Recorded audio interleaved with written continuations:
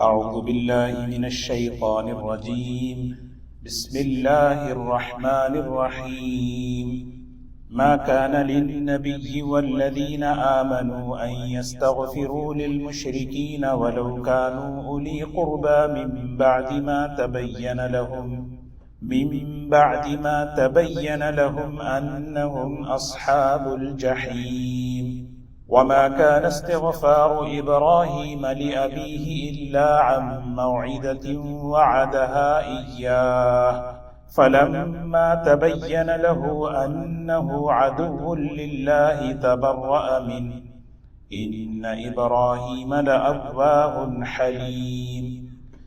وما كان الله ليضل قوما بعد إذ هداهم حتى يبين لهم ما يتقون إن الله بكل شيء عليم.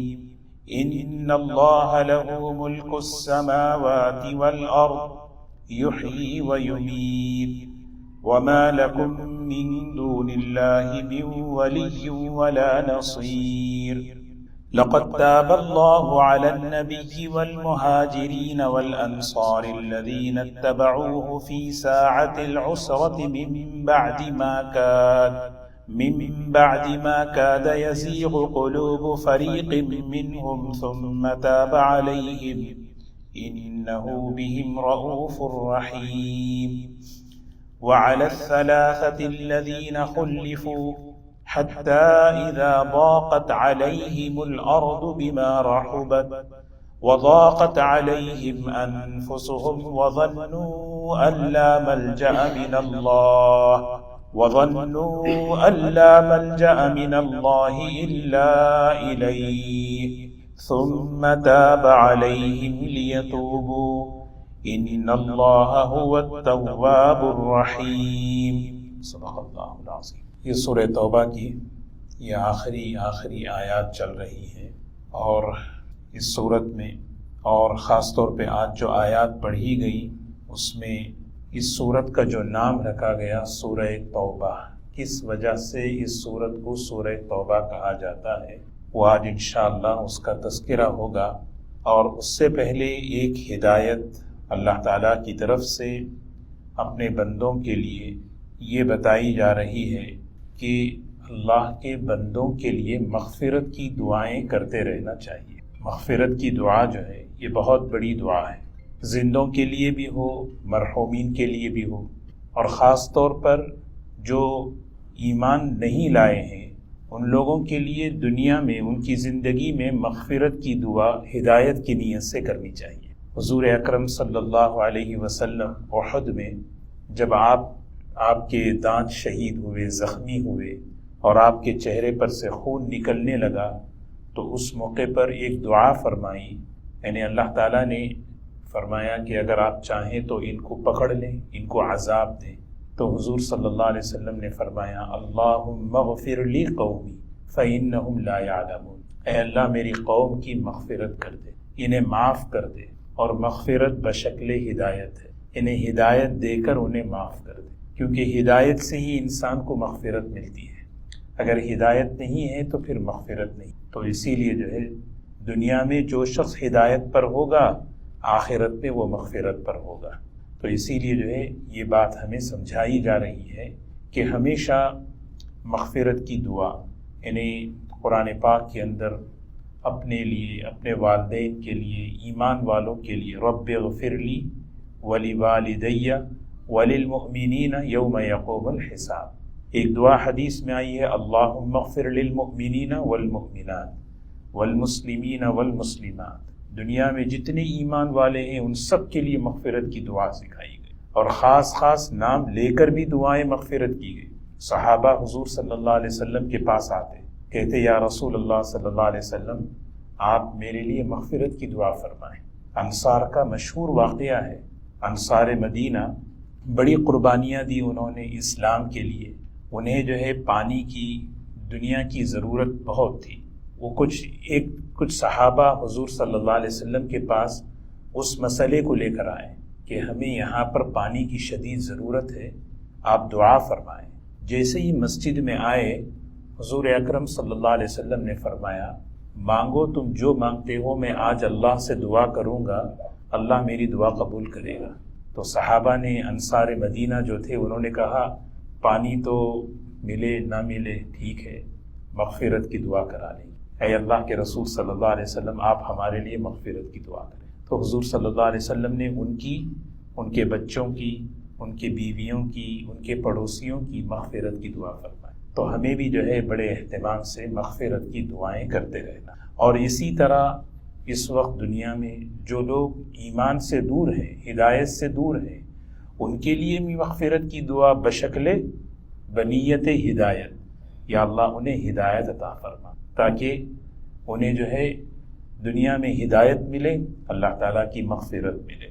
یہاں کیونکہ پیچھے گزشتہ جو آیات ہم نے پڑھی تھی، اس میں یہی بتایا گیا کہ ایمان والوں کے جو صفات ہوتے ہیں، التائبون العابدون الحامدون السائحون الراکعون الساجدون، ایمان والے کون ہوتے ہیں؟ توبہ کرنے والے ہوتے ہیں، اللہ کے بندے توبہ کرنے والے، عبادت کرنے والے، اللہ کی خوب تعریف بیان کرنے والے، ہر حال میں اللہ کا شکر ادا کرنے والے، اور روزہ رکھنے والے، اور پھر رکوع اور سجدہ کرنے والے، یعنی اخلاق کے ساتھ، تواضع کے ساتھ، ہمبلنس ہمارے مزاج میں ہو، عاجزی ہو، الآمرون بالمعروف، اچھائیوں کو پھیلانا، میرے ذریعے سے کوئی اچھی چیز آ جائے، میں خیر کے اچھے کام کے وجود کا ذریعہ بن جاؤں، میں برائی کے بند ہونے کا ذریعہ بن جاؤں۔ الحافظون لحدود اللہ، اللہ تعالیٰ کہہ رہے ہیں وبشر المؤمنین، فرمایا ان اللہ لہ ملک السماوات والارض، آسمان اور زمین کا مالک تو اللہ ہے، مالک اللہ ہے، ملکیت اللہ کی ہے، اس آسمان اور زمین کے درمیان کی ہر چیز کا خالق اللہ، مالک اللہ، اسی کا اختیار چلتا ہے، اسی کی مرضی چلتی ہے، اسی لیے اس کو راضی کرنا، اس کو خوش کرنا، اس سے ہمارا تعلق صحیح ہونا، یہ سب سے بڑی ذمہ داری ہے۔ اب آئیے اس مضمون پر، اس اہم بات پر جو اس سورت کا نام کیا ہے؟ سورہ توبہ۔ اس سورت کو سورہ توبہ کیوں کہتے ہیں؟ اس میں کچھ صحابہ کرام کی توبہ کا ذکر ہے۔ بخاری شریف کے اندر اور مختلف حدیث کی کتابوں میں یہاں پر تو بہت ہی مختصر یہاں پر ذکر ہے، لیکن حدیث میں تفصیل سے ذکر ہے۔ وہ کیا ہے؟ حضور اکرم صلی اللہ علیہ وسلم جب تبوک کے لیے تشریف لے جا رہے تھے تو اس میں بہت سخت مرحلہ تھا، گرمی تھی سخت، ابھی بھی دیکھیں کیسی گرمی ہے، یہ گرمی تو کچھ بھی نہیں ہے، آدمی نکلنا نہیں چاہتا، لیکن سخت گرمی کا زمانہ، کھجور ان کی جو فصلیں تھی پک رہی تھی، لوگوں پر قرضہ تھا، صحابہ پر ہر قسم کی تنگی تھی، اللہ کا حکم آیا کہ سب نکلنا ہے، امتحان تھا۔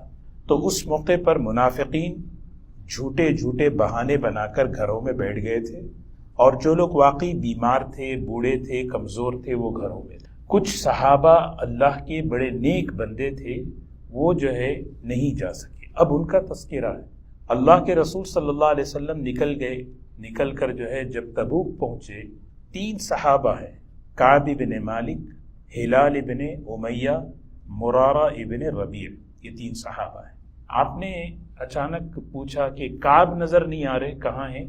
تو ہوتے ہیں بعض لوگ، تو کسی نے کہہ دیا کہ وہ تو آج کل بہت پیسہ آ گیا، مال آ گیا، بہت ہی عیش و عشرت میں ہے، مزے میں ہے، اسی لیے نہیں آئے۔ تو فوراً حضرت معاذ رضی اللہ تعالیٰ عنہ کھڑے ہو کر کہنے لگے نہیں، کعب ایسے آدمی نہیں ہے، کوئی واقعی صحیح ریزن ہوگا ان کے پاس جس کی وجہ سے نہیں آ سکے، ورنہ تو وہ ضرور آتے۔ حضور صلی اللہ علیہ وسلم خاموش۔ اب تبوک سے واپس آ رہے ہیں حضور صلی اللہ علیہ وسلم، جب بھی سفر سے واپس آتے تو پہلے مسجد آتے، اس کی 2 وجہ تھی، ایک تو مسجد میں آ کر 2 رکعت نماز پڑھ کے گھر جاتے، دوسرا یہ ہے کہ لوگ اگر ملنا چاہتے، ملاقات کرنا چاہتے تو مسجد میں مل لیتے، یہ ہے، کیونکہ گھروں میں آ کے ملنا نہیں ہوتا، تو مسجد میں۔ تو آپ علیہ الصلوۃ صلی اللہ علیہ وسلم مسجد میں آئے، صحابہ آئے۔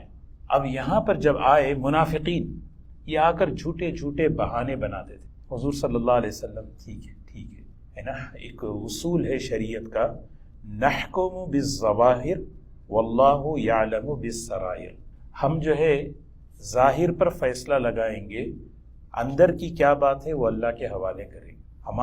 ہماری رسپانسبلٹی نہیں ہے کہ ہم اندر جھانکیں۔ کوئی آ کے اگر ہم سے کوئی بات کہتا ہے، ہم ظاہر میں کیا ہے اچھا بھی ٹھیک ہے، اندر کیا ہے وہ اللہ جانتے۔ تو منافقین، خود حضرت کعب فرماتے ہیں 3 میں سب سے زیادہ نوجوان تھا، یہ 2 بہت بوڑھے تھے۔ مدینے میں ایک وقت ایسا آیا، صحابہ سب تبوک کو نکل چکے ہیں اور مدینے میں صرف 3 لوگ تھے، عورتیں تھیں، منافقین تھے اور تیسرے جو ہے معذورین تھے، بیمار لوگ تھے۔ مجھے شرم آتی تھی باہر نکلتے ہوئے، تو میں پریشان تھا کیا کروں۔ جب حضور صلی اللہ علیہ وسلم تشریف لائے، منافقین مصافحہ کرتے، ہم نے گزشتہ آیتوں میں پڑھا ہے یعتذرون الیکم، جھوٹی قسم اللہ کی کھا کر جھوٹے بہانے بنا کر جا رہے تھے۔ حضرت کعب سیدھے آئے، آ کر سلام کیا، مصافحہ کیا اور کہنے لگے یا رسول اللہ صلی اللہ علیہ وسلم، یہ شاعر تھے، زبان بڑی اچھی تھی، یعنی بات بہت بہترین۔ کہتے کہ میں اگر چاہوں اپنی زبان سے، اپنے الفاظ سے کسی کو بھی جو ہے کنٹرول میں کر سکتا، میری بات وہ جو ہے نا میری بات کو مان لے گا۔ میں چاہتا تو اپنا بھی ایک بہانہ بنا کے کسی طرح آپ کو خوش کر کے چلا جاتا، لیکن نہیں، میں سچ بات کہتا ہوں کہ کسی قسم کا کوئی بہانہ نہیں، بس میری سستی، میری غفلت تھی، میں نہیں آ سکا۔ تو حضور صلی اللہ علیہ وسلم خاموش رہ گئے، میں تمہارا معاملہ اللہ کے حوالے کرتا ہوں، یہ کہہ کر خاموش ہو گئے۔ اب یہ دیکھیں نا، اب ان پر آزمائشیں آئیں، ادھر جھوٹ بول کر بچ گئے، سچ بول کے پکڑ میں آ گئے ظاہری طور پہ۔ لیکن حدیث ہے نا، الصدق ینجی والکذب یہلک، سچ نجات دیتا ہے، جھوٹ ہلاک کر دیتا ہے۔ سچ بعض مرتبہ جو ہے شروع میں آزمائشیں لاتا ہے، لیکن رزلٹ، نتیجہ اس کا کامیابی ہے۔ جھوٹ ہو سکتا ہے اس وقت بول کے بچ جائے آدمی، ہاں، لیکن جھوٹ کی بنیاد پر آدمی کا جو نتیجہ ہے وہ تباہی ہے۔ تو اب حضور صلی اللہ علیہ وسلم نے کہہ دیا ان کا معاملہ تو اللہ کے حوالے، 3 لوگوں کے بارے میں۔ اور پھر یہاں فرمایا صحابہ سے کوئی ان سے بات نہیں کرے گا، سوشل بائیکاٹ کرے گا، نہ انہیں سلام کریں گے، نہ کوئی ان سے بات کریں گے، کوئی کسی قسم کی۔ اب یہ 3 صحابہ، اس میں جو ہے 2 تو بہت کمزور تھے، بوڑھے تھے، کعب بن مالک بڑے مضبوط تھے۔ اتنی محبت تھی حضور اکرم صلی اللہ علیہ وسلم کی، مسجد میں آتے، آ کر جو ہے بس وہ کنکھیوں سے یعنی سائڈ ایسے ہی نگاہ سے دیکھتے کہ حضور صلی اللہ علیہ وسلم مجھے دیکھ رہے یا نہیں دیکھتے، سلام کرتے تو آپ خاموش ہوتے، حضور صلی اللہ علیہ وسلم بھی انہیں دیکھتے، جب نماز پڑھتے تو حضور صلی اللہ علیہ وسلم انہیں دیکھتے تھے، پھر جب وہ حضور کو دیکھتے تو حضور صلی اللہ علیہ وسلم ان سے نظریں ہٹا لیتے تھے۔ اللہ کا حکم تھا، حکم کی وجہ سے جو ہے بالکل ان کا پورا سوشل بائیکاٹ ہو گیا تھا، کوئی بات چیت نہیں، کوئی یہ نہیں، حتیٰ کہ 40 دن گزر گئے۔ دوسرا حکم یہ دیا، کہا کہ ان کی بیویوں سے کہہ دو کہ وہ بھی چھوڑ کے چلی۔ تو بیویوں نے پوچھا یہ طلاق سمجھے؟ کہا نہیں، طلاق نہیں ہے، طلاق نہیں۔ اچھا، تو اس میں حضرت کعب کی اہلیہ تو وہ جو ہے بالکل الگ ہو گئی، اور جو ایک اور صحابی تھے جو بالکل بوڑھے تھے، انہوں نے آ کر اجازت چاہی، میرے شوہر بہت کمزور ہیں، بہت بوڑھے ہیں، مجھے اجازت دے، میں ان کی صرف خدمت کر لوں۔ کہا ٹھیک ہے، تمہیں اجازت۔ 40 دن، پھر اس کے بعد یہ حال۔ اور اس میں حضرت کعب فرماتے ہیں کہ ایک مصیبت، ایک آزمائش ایک اور مجھ پر یہ آئی کہ جو دشمن بادشاہ تھا، وہ جو ہے غسان، اس نے ایک آدمی کو بھیجا خط لکھ کر، اور اس خط میں لکھا ہوا تھا، آفر دیکھو کیسا ہے، یہ لکھا ہوا تھا کہ میں نے سنا کہ تمہارے جو نبی ہیں انہوں نے تمہارا بائیکاٹ کر دیا، ہمارے پاس آ جاؤ، ہم تمہیں بہت ریسپیکٹ دیں گے، عزت دیں گے، تمہیں بہت آنر کریں گے۔ حضرت کعب بیٹھ کے سوچنے لگے، رونے لگے، پہلے تو میرے یعنی کیا کیسی آزمائشیں مجھ پر آ رہی ہیں۔ اس خط کو اٹھا کے انہوں نے جلا دیا اور بہت رونے لگے۔ کہتے ہیں کہ حضور اکرم صلی اللہ علیہ وسلم، یعنی مطلب اگر میری اس حال میں اگر موت آ جائے، اللہ کے رسول صلی اللہ علیہ وسلم میرے سے ناراض ہیں، اور ناراض ہوں تو پھر کیا ہو، میری آخرت کیا بنے گی، کیا ہوگا میرا، اس حال میں موت آ جائے تو میرا کیا بنے۔ یہی گزرتا رہا، 50 دن گزرے، 50 دن۔ وہ قرآن پاک میں ہم ترجمہ پڑھیں گے تو بڑا بہترین اللہ تعالیٰ نے اس کا نقشہ کھینچا۔ 50 دن کے بعد سحری کا وقت ہے، تہجد کا وقت ہے، حضور اکرم صلی اللہ علیہ وسلم پر یہ آیتیں اتر رہی ہیں۔ سلمہ رضی اللہ تعالی عنہ کے پاس تھے حضور صلی اللہ علیہ وسلم۔ سلمہ نے کہا اجازت دو تو میں اعلان کر دوں، بتا دوں، کیونکہ اتنے بے چین بے قرار ہیں وہ۔ کہا نہیں، رہنے دو، ابھی تو وہ آرام کر رہے ہیں، لوگ بھی آرام کر رہے ہیں۔ فجر کی نماز ہوئی، فجر کی نماز کے بعد ایک صحابی کو حضور صلی اللہ علیہ وسلم نے بھیجا، اعلان کرو کہ وہ کعب کی اور ان کے ساتھیوں کی توبہ اللہ نے قبول کر لی۔ یہ ہے، دیکھیں، اسی کو کہتے ہیں نا، سچ آدمی کو کیسے کامیاب کرتا ہے۔ سچ، ان لوگوں نے، منافقین نے جھوٹے بہانے بنائے، وقتی طور پہ چلے گئے، نکل گئے، لیکن یہ صحابہ، یہ اس میں سب سے بڑی تعلیم یہ ہے، سچ آدمی کو نجات دیتا ہے، اگرچہ کہ وقتی طور پر تھوڑا سا اس پر آزمائشیں کیوں نہ ہو، اس کو برداشت کر لیں۔ تو حضور صلی اللہ علیہ وسلم کی طرف سے جب وہ خوشخبری لے کر پہنچے، تو سنت ہے جب کوئی آپ کے پاس کوئی خوشخبری، اچھی خبر لے کر آئے، اسے کچھ ہدیہ دینا چاہیے۔ ہاں، تو انہوں نے کیا کیا، ان کے پاس جو اوپر چادر تھی، وہ چادر نکال کر ان کو گفٹ میں دے دی، اور ان کے پاس کوئی کپڑے نہیں تھے وہ پہن کر جائیں اس وقت، تو کسی سے چادر لے کر پہنچ گئے حضور صلی اللہ علیہ وسلم کے پاس۔ حضور صلی اللہ علیہ وسلم جب مسجد میں داخل ہوئے، صحابہ کی ان کی جو معاشرت کسے کہتے ہیں، رہن سہن، ان کا آپس کا جو برتاؤ دیکھیں، حدیث میں آتا ہے کتنے دکھی، کتنے دل جلے، کتنے جو ہے ان کو وہ اپسیٹ تھے کئی دنوں سے۔ کہتے ہیں کہ جب میں مسجد میں داخل ہوا، حضرت طلحہ جس طریقے سے کھڑے ہو کر انہوں نے مجھے گلے لگایا، میں کہتا ہوں زندگی بھر میں احسان نہیں بھولتا ہوں۔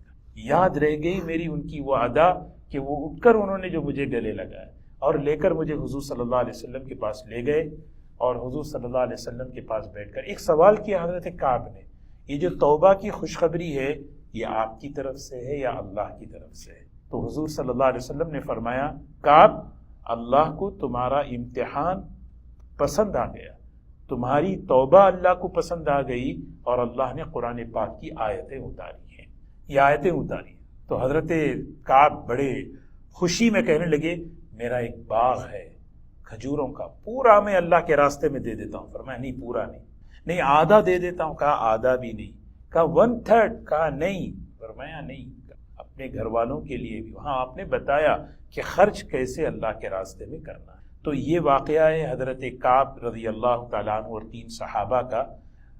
تو اس کے ضمن میں دیکھیں، لقد تاب اللہ علی النبی والمہاجرین والانصار، اللہ تبارک و تعالیٰ کا فضل متوجہ ہوا، اللہ کا فضل متوجہ ہوا، سبحان اللہ۔ نام دیکھیں، توبہ بھی جو ہے نا، جب توفیق اللہ کی طرف سے ہوتی ہے تو بندہ توبہ کرتا ہے۔ توبہ بھی جو ہے یہ نہیں کہ میں گناہ کر کے انشاءاللہ میں توبہ کر لوں گا، نیکسٹ منتھ کر لوں گا، نیکسٹ ویک کر لوں گا۔ توبہ ہمارے اختیار میں نہیں، توبہ توفیق سے ہوتی ہے۔ اسی لیے کبھی بھی جو ہے نا گناہ پر اصرار نہیں کرنا چاہیے۔ ہاں، آج خود دیکھیں، بیٹھ کے جائزہ لیں کہ آج کا دن میں نے کتنی مرتبہ توبہ کی ہے، میں نے کتنی مرتبہ۔ ابراہیم علیہ السلام، اسماعیل علیہ السلام، دونوں اللہ کا گھر بنا رہے ہیں، گھر بناتے ہوئے، بیت اللہ بناتے ہوئے جو دعائیں وہ کر رہے تھے، وہ دعائیں قرآن پاک میں ہیں۔ اس میں ایک دعا کیا ہے؟ ربنا تقبل منا انک انت السمیع العلیم وتب علینا، یہ توبہ ہے۔ یہاں پر تفسیر میں لکھا ہے یہ دونوں معصوم ہیں، نبی ہیں، توبہ کس چیز کے لیے کر رہے ہیں؟ 3 باتیں یہاں پہ بتائیں، تواضع اور امت کو اپنی تعلیم دینے کے لیے کہ دیکھو معصوم ہونے کے باوجود توبہ کر رہے ہیں۔ یہ اسی لیے جو ہے نا توبہ، اور خود دیکھیں حضور صلی اللہ علیہ وسلم، بخاری شریف کی روایت ہے، میں روزانہ 70 مرتبہ اللہ سے توبہ کرتا ہوں۔ آج خود بیٹھ کے، صرف آج کا دن بیٹھ کے میں جائزہ لوں، روزانہ میں کتنی مرتبہ اللہ سے توبہ کرتا ہوں۔ لا الہ الا اللہ، استغفر اللہ، اتوب الیہ، استغفر اللہ الذی لا الہ الا هو الحی القیوم واتوب الیہ۔ توبہ گناہ کی وجہ سے نہیں، توبہ خود ایک ایسا عمل ہے جو اللہ کو پسند ہے۔ اسی لیے فرمایا اللہ کی بڑی مہربانی ہو گئی نبی پر، مہاجرین اور انصار پر۔ یہ مہاجر اور انصار کون تھے پتہ ہے؟ اللہ تعالیٰ تعریف کر رہے ہیں، یہ وہ لوگ تھے اتبعوہ فی ساعۃ العسرہ، نبی کا ساتھ دیا مشکل وقت میں۔ سبحان اللہ، اللہ تعالیٰ کہہ رہے ہیں نبی کا ساتھ دیا مشکل وقت میں۔ بڑا مشکل وقت تھا. روم جو ہے نا اس نے اعلان کیا 1,00,000 فوج لے کر آ رہا ہوں، اور یہاں پر صحابہ حضور صلی اللہ علیہ وسلم کا ساتھ دے رہے ہیں. اور اس دیکھیے جب بھی آدمی کوئی نیک کام کرتا ہے، مثال کے طور پر 100 لوگ ہیں، 100 میں کچھ نہ کچھ لوگ ایسے ہوتے ہیں جن کے دل ذرا ڈگمگا جاتے، کریں نہیں کریں، کریں نہیں کریں، پھر بعد میں جو ہے نا کر لیتے. یہ عام طور پر ہم محسوس کرتے ہوں گے اس طرح. یہ اللہ کی خاص رحمت ہے. اللہ تعالیٰ وہی بتا رہے ہیں، جب نبی کا ساتھ دے رہے تھے مشکل وقت میں، کچھ ایسے بھی لوگ تھے جن کے دل میں یہ بات آئی کہ ہم بیٹھ جائیں گے، لیکن اللہ کی رحمت ایسی متوجہ ہوئی کہ انہوں نے بھی ساتھ دے دیا. سمجھ رہے ہیں آپ؟ تو بعض مرتبہ دل میں کسی نیک کام کرنے کی جو ہے نا دل میں کیا ہوتی ہے، طلب پیدا ہوتی، یہ کام مجھے کرنا ہے. پھر یار چھوڑو یار، کیا ہے، نہیں ہمیں کر لینا ہے. یہ جو دوبارہ ارادہ ہو رہا ہے یہ اللہ کی طرف سے خاص مہربانی، لقد تاب. اور اسی طرح گناہ سے بچنا بھی ایک خاص اللہ کی مہربانی ہے. ایک آدمی گناہ سے بچ گیا، وہ اللہ کی مہربانی ہے. انہو، اس ایک آیت میں دیکھیں اللہ کی مہربانی دیکھیں، 3 مرتبہ اللہ تعالیٰ نے تاب تاب توبہ توبہ کا ذکر فرمایا. یعنی اللہ تعالیٰ اپنے بندوں پر اتنے مہربان ہیں، اتنے مہربان ہیں کہ اللہ تعالیٰ فرما رہے ثم تاب علیہم، پھر اللہ کی رحمت متوجہ ہوئی. انہ بہم رؤوف الرحیم، یقیناً وہ اللہ تبارک و تعالیٰ اپنے بندوں پر بڑا مہربان اور شفیق ہے. بہت، یعنی اللہ اپنا تعارف، اپنا انٹروڈیوس اپنے بندوں کے ساتھ جو کرا رہے. میں بہت بندے کی توبہ کا انتظار کرتا رہتا ہوں. میں بندے کی توبہ کا وقت کب تک ہے؟ جب تک کہ آخری سانس. دیکھیے ہم سب کے لیے توبہ کا دروازہ کھلا ہے، لیکن انتظار میں نہیں رہنا ہے. وہ وقت چھپا دیا اللہ نے کہ کب وہ آخری وقت آئے گا.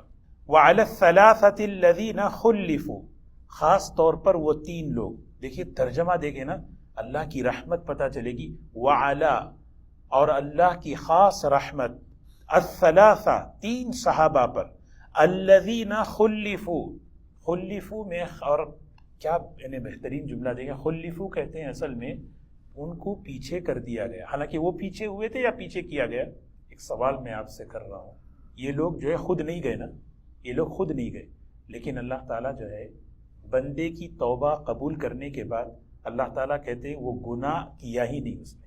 کہہ رہے خلفوا، یہ مجہول کا صیغہ، پیچھے کر دیا گیا. ٹھیک ہے، پیچھے کر دیا، وہ پیچھے نہیں ہوئے. کیا؟ اسی لیے گنہگار کو کبھی عار نہیں دلانا چاہیے، شیم نہیں کرنا چاہیے. ایک آدمی گناہ کر لیا، گناہ کرنے کے بعد توبہ کر لیا، توبہ کرنے کے بعد اسے جو ہے شیم کر، عار، اسی کہتے نا من عیر اخاہ بذنب، کوئی آدمی کسی گنہگار کو عار دلائے، شیم کرے، بھی تو ہم جانتے تو وہ کیا، یہ بہت بڑا گناہ ہے. اسی لیے یہاں فرمایا خلفوا، حالانکہ وہ خود پیچھے ہوئے تھے. اس کا ایک ترجمہ یہ بھی ہے، خلفو کے معنی ان کو پیچھے کر دیا. کیوں کہہ رہے ہیں؟ ہم نے ان کے گناہ معاف کر دیے، ان کی توبہ قبول کر لی. تو توبہ قبول کرنے کے بعد یہ ایسے ہیں جیسے گناہ کیا ہی نہیں. التائب من الذنب کمن لا ذنب لہ. اور حالت ان کی کیا تھی پتہ ہے؟ حتی اذا ضاقت علیہم الارض، یہاں تک کہ زمین بہت تنگ ہو چکی تھی، بما رحبت، وسیع ہونے کے باوجود. باہر نکلتے تو کوئی سلام نہیں کر رہا، کوئی مصافحہ نہیں کر رہا، کوئی بات نہیں کر رہا. سوچے 50 دن بیوی بھی بات نہیں کر رہی، کیسے دن گزرے ہوں گے. وضاقت علیہم انفسہم، ان کا جی بھی جو ہے تنگ آ گیا تھا، اندر ہی اندر گھٹ رہے تھے کیا کریں ہم. اتنی بڑی آزمائش میں وہ جمے رہے. وظنوا، اور ان تینوں کو یقین ہو چکا تھا، اللہ ملجأ من اللہ الا الیہ، اللہ کے سوا ہمارا کوئی ٹھکانہ نہیں، بس اللہ ہی ہے. بس یہ تینوں یہ 50 دن اللہ کی طرف متوجہ ہو کر خوب اللہ سے مانگتے رہے، یا اللہ ہمیں معاف کر دے، یا اللہ ہمیں معاف کر دے. اب دیکھیں سبحان اللہ، اللہ تعالیٰ پھر یہاں وہی بات کریں، ثم تاب علیہم لیتوبوا ان اللہ هو التواب الرحیم. یا اللہ، توبہ کی کتنی بڑی اہمیت دیکھیں. ثم تاب علیہم، اللہ کی رحمت ان پر متوجہ ہوئی جس کی وجہ سے لیتوبوا، وہ توبہ کر لیے. یہاں بھی وہی سبق دے رہے ہیں، جب اللہ کی رحمت ہمارے پر متوجہ ہوتی ہے توبہ کی توفیق ہوتی ہے. توبہ کرنا اس بات کی دلیل ہے کہ اللہ کی رحمت مجھ پر ہے. گناہ کرنے کے بعد اس کی تعویل کرنا اور توبہ سے دور ہو جانا یہ مطلب یہ ہے کہ اللہ کی رحمت ہٹ گئی ہے. تاب علیہم لیتوبوا، اللہ کی رحمت ان پر متوجہ ہوئی. کیوں متوجہ؟ لیتوبوا، تاکہ وہ توبہ کر لیں.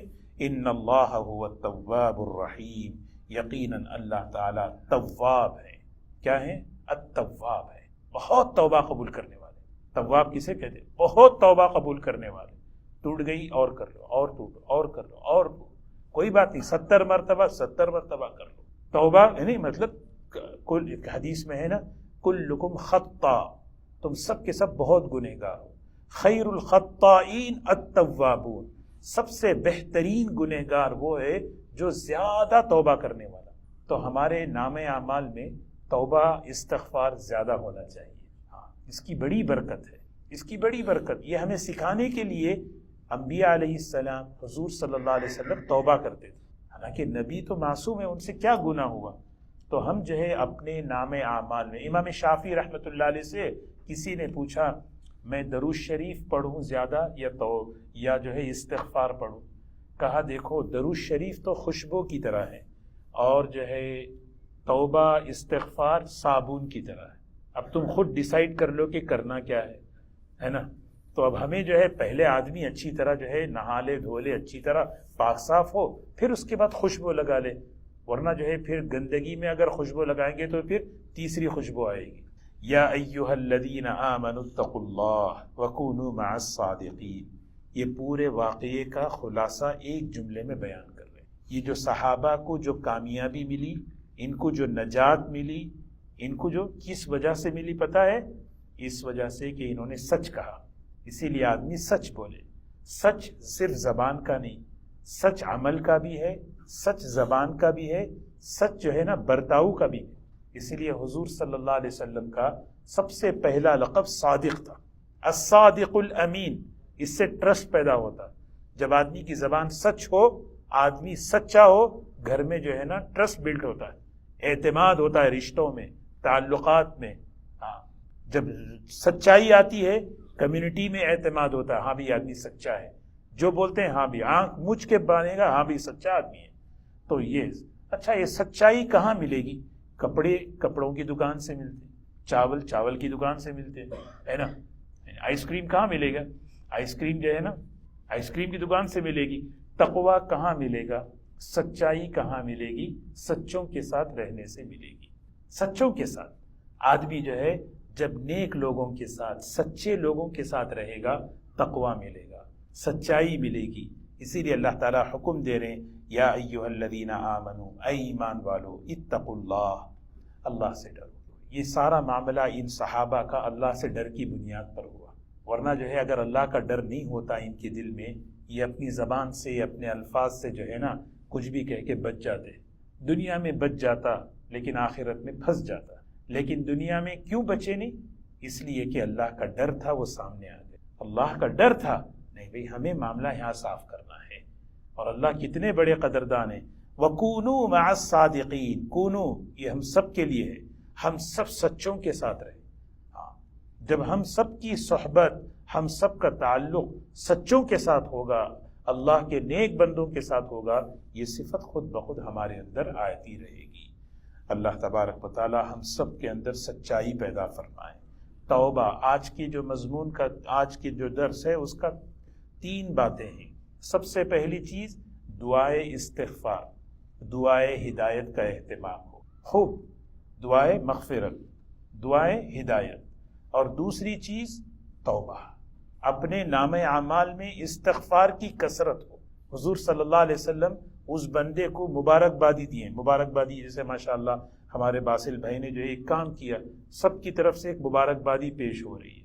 تو حضور صلی اللہ علیہ وسلم مبارکبادی پیش کرتے ہیں. کیا ہے؟ توبہ، مبارک ہوئی. کس کو مبارکبادی؟ لمن وجد فی صحیفتہ استغفارا کثیرا، جس کے نام اعمال میں استغفار زیادہ ہو. مبارک ہے، مبارک ہو، مبارک ہو، مبارک. تو ہمارے نام اعمال میں، ہمارے لکھنے میں کیا ہونا چاہیے؟ استغفار. اس کی برکتیں ہی برکتیں. برکتیں کیا ہم سوچیں؟ استغفار کی برکت سے، گناہوں کی وجہ سے جو نیکیوں کی توفیق اٹھ جاتی ہے، اللہ وہ راستے آسان کر دے. تلاوت نہیں ہو رہی کتنے دن سے، کئی دن سے نہیں ہو رہی تلاوت، کیوں نہیں ہو رہی بھائی؟ پتہ نہیں کیا ہو گیا کہ ہمارا اللہ کے ساتھ معاملہ کہ بھئی وہ توفیق لے لی گئی، اب استغفار کرو، پھر دیکھو اللہ راستے کھولیں گے۔ اللہ کا نام لینے کی توفیق نہیں ہو رہی، ایسا نہیں کہ ٹائم ہے، اچھے کام کرنے کی توفیق نہیں ہو رہی، کیوں نہیں ہو رہی بھئی؟ استغفار کی کثرت سے اللہ تعالیٰ میموری پاور بھی بڑھاتے ہیں۔ ایک صحابی کہنے لگے میں بہت ذہن میں حافظہ کمزور ہے، استغفار کی کثرت کرو۔ ایک صحابی آ کر حضرت حذیفہ رضی اللہ عنہ کہنے لگے مزاج میں غصہ ہے، مزاج میں سختی ہے، کہا استغفار بڑھا دو۔ استغفار بڑھنے سے مزاج میں نرمی آتی ہے، مزاج میں جو ہے نا کیا ہے، نرمی، دل میں رقت پیدا ہوتی۔ کتنے فضائل ہیں دنیاوی دینی، اللہ تعالیٰ برکتیں اللہ تعالیٰ عطا فرماتے ہیں۔ اللہ تعالیٰ ہمیں یہ بھی چیز۔ تیسری جو چیز ہے وہ ہے سچائی، کہ آدمی اس کی کوشش کرے۔ ہاں بھائی سچ بولنے سے ہو سکتا ہے کہ وقتی طور پہ کوئی چیز ہو، لیکن نہیں، نتیجہ اس کا ہمیشہ کامیاب۔ اللہ تعالیٰ ہمیں عمل کی توفیق نصیب فرمائے۔